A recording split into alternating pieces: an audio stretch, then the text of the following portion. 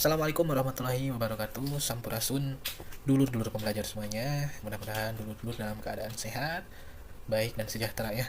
Pada kesempatan kali ini kami akan sharing mengenai cara lapor SPT tahunan 1771 badan ya melalui e-form, dan pengisiannya khususnya untuk yang organisasi atau kelompok atau yayasan nirlaba ya.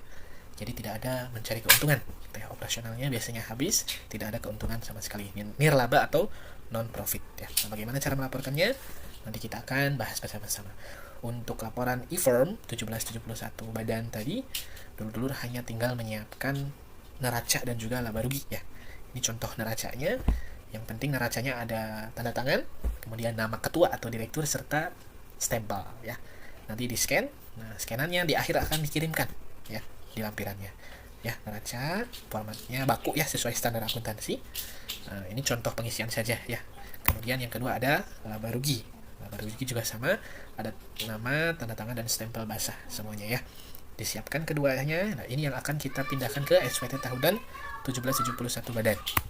Nah, jika sudah siap, dulur-dulur silakan ke djponline.pajak.go.id, menu masukkan NPWP, kata sandi dan juga kode keamanan, kemudian klik login ya. Setelah klik login, dulur-dulur akan diarahkan ke menu informasi.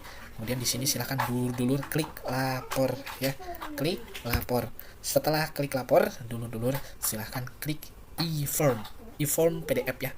Baik, setelah diklik logo e-form, dulur-dulur silahkan, jika belum mengunduh Adobe PDF Reader, silahkan unduh Adobe PDF Reader terlebih dahulu. Tapi jika sudah, silahkan dulur-dulur klik buat SPT ya. Klik buat SPT. Nah, setelah klik buat SPT, nanti akan diarahkan seperti ini ya. Nanti ada tahun pajak, jenis pajak, status pembetulan. Nah, silahkan tahun pajak diisi 2023, jenis pajaknya diisi badan rupiah ya, kemudian statusnya normal, kemudian klik unduh formulir. Nanti setelah diklik akan loading seperti ini ya, memproses dan sabar menunggu. Nah, jika dulur-dulur sudah klik unduh formulir, nanti akan muncul e-form yang terdownload, kemudian silahkan di save ya. Setelah di save, formulir tersebut silahkan dibuka dengan cara open with Adobe Acrobat Reader yang tadi di-download ya. Dan pastikan download Adobe Acrobat Reader-nya yang 32 bit ya. Setelah di open with Adobe Acrobat Reader, dulur-dulur akan diarahkan ke SPT tahunan yang sudah dulur-dulur yang akan dulur-dulur isi ya. Nah, setiap kotak merah, jadi ada rule utamanya ya, setiap kotak merah harus diisi. Kalau nggak diisi, dulur-dulur pasti tidak akan bisa membuka halaman sebelumnya atau halaman setelahnya atau halaman yang akan dulur-dulur buka. Nah, jadi silakan diisi kotak merah semua yang ada di lampiran.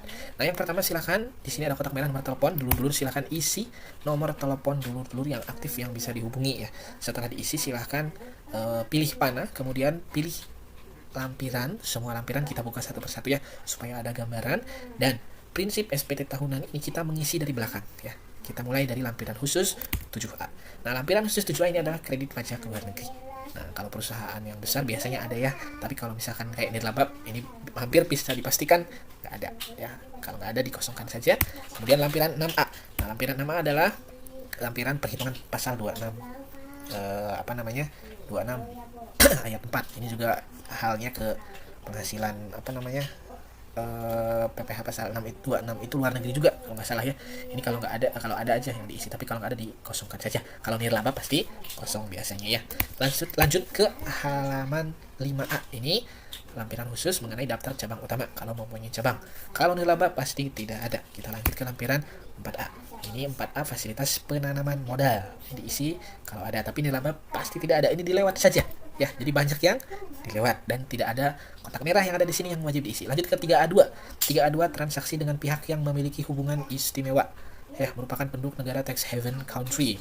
Di sini ada penjelasan rincinya, ini kalau ada, tapi kalau nirlaba biasanya tidak ada, dilewat saja. Langsung ke halaman sebelumnya lagi, lampiran khusus 3A1. Ini penyertaan transaksi dalam hubungan istimewa kalau ada. Nah, kalau nirlaba biasanya tidak ada juga. Lanjut ke 3A, sama, biasanya tidak ada hubungan istimewa.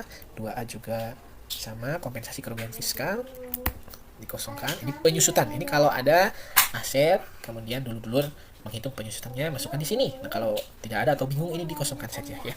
Apalagi misalkan yang nirlabanya kecil-kecil gitu ya, apalagi yang nggak punya aset atau asetnya hanya bentuknya kas, misalkan kelompok gitu-gitu ya. ini dikosongkan saja. Terus isinya kapan nih Kak? Nanti ya. Lanjut ke lampiran 6. Ini penyertaan modal pada perusahaan afiliasi. Kalau ada perusahaan afiliasi. Kalau nirlaba pasti tidak ada, lewat lagi. Lanjut ke lampiran kelima. Nah, ini yang harus diisi di lampiran 17715. Daftar pemegang saham. Nah, kalau misalkan perusahaan atau yayasan atau badan dulur-dulur ketika pendiriannya ada penyertaan modal dari si A, si B atau pemerintah A, pemerintah B, silakan masukkan di sini satu persatu. Modalnya berapa, kemudian berapa persen, ya. Dirinci nama penyetor, alamat penyetor, NPWP penyetor, sama modal store berapa dan persentasenya berapa, serta alokasi dividen yang dibagikan juga berapa. Oke. Kalau nggak ada, ini cukup diisi karena merah ya, jadi wajib diisi. Namanya yayasannya dulu-dulu ya. Yayasan contoh misalkan, atau alamatnya juga di mana, jalan mana, NPWP yayasan, kemudian jumlah modal store-nya 0 dan pilih 100%. Ini kalau tidak ada modal di setor.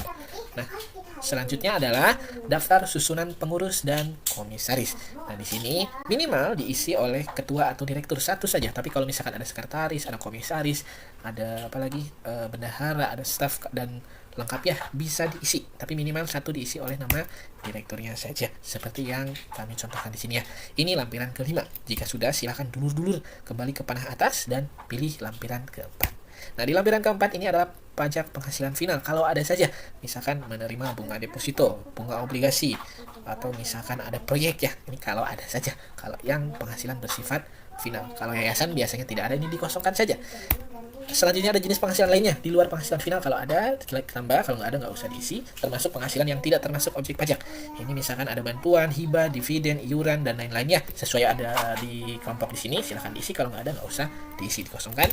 Lanjut ke lampiran ketiga, kredit pajak dalam negeri. Misalkan sudah pernah dipotong PPh 22, 23, 26. Kalau ada, silahkan diklik tambah. Kalau nggak ada, ini dikosongkan saja. Kemudian lanjut ke lampiran kedua. Nah, ini lampiran 17712 adalah hal yang kedua yang diisi tadi setelah lampiran kelima ya, untuk yang nirlaba. Di sini biaya-biaya ya. Nah, biaya-biaya ini pindahkan saja dari laporan laba rugi. Nah, laporan laba rugi di sini saya kasih contoh biaya gaji, biaya listrik dan pemeliharaan. Nah, ini silakan dulu-dulu masukkan ke kriteria perincian yang sesuai. Misalkan tadi saya contoh gaji ya, 6 juta. Dan dua hal selain gaji, tadi ada listrik dan pemeliharaan. Nah, ini tidak ada di kategori nomor 2 sampai dengan 10 ya. Jadi langsung di nomor 11 aja di total. Nah, jadi kalau bingung masuk ke biaya lainnya. Jadi total biayanya ada 10 juta ya. Ini pindahan dari laba rugi ya. Jika sudah, silakan dulu lanjut ke lampiran ke-1. Nah, lampiran ke-1 biayanya itu pindahan dari lampiran tadi yang kedua. Nah, kemudian di sini dulu silakan isi peredaran usaha atau penerimaan. Ini juga pindahan dari laba rugi. Nah, laba rugi di sini saya kasih contoh 10 juta. Nah, total pendapatan 10 juta silakan masukkan ke sini. Jadi total laba atau ruginya 0 ya. Di scroll ke bawah, nah, 0 juga. Nah, setelah itu lanjut ke induk lanjutan. Nah, setelah di induk lanjutan ini akan ada kotak merah di paling bawah ya. Nah, ini silakan tempatnya diisi.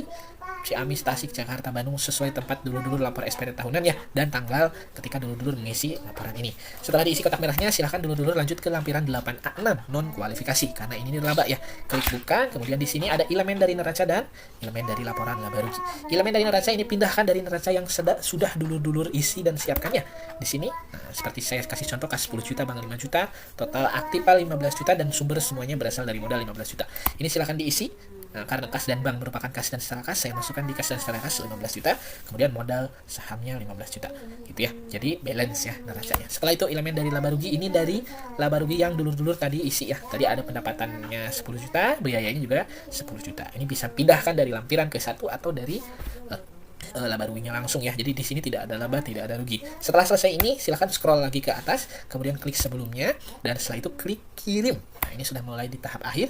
Silahkan klik unggah, kemudian lampirkan laporan keuangan minimal neraca sama laba rugi tadi, kemudian dalam bentuk PDF ya, maksimal 20 MB, kemudian klik open. Nah, setelah klik open, di bawah ada silahkan masukkan kode verifikasi yang bisa dilihat di email. Nah, di email terdaftar akan ada kode verifikasi. Nah, ini muncul ketika tadi kita klik unduh formulir. Nah, kode verifikasi tersebut contohnya seperti ini ya.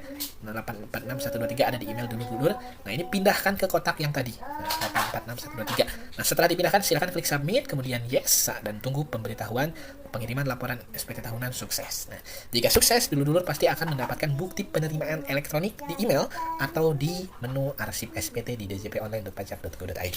Dan itu tandanya dulur-dulur sudah lapor SPT tahunan. Mudah-mudahan. Terima kasih, mudah-mudahan bermanfaat. Itu saja. Assalamualaikum warahmatullahi wabarakatuh.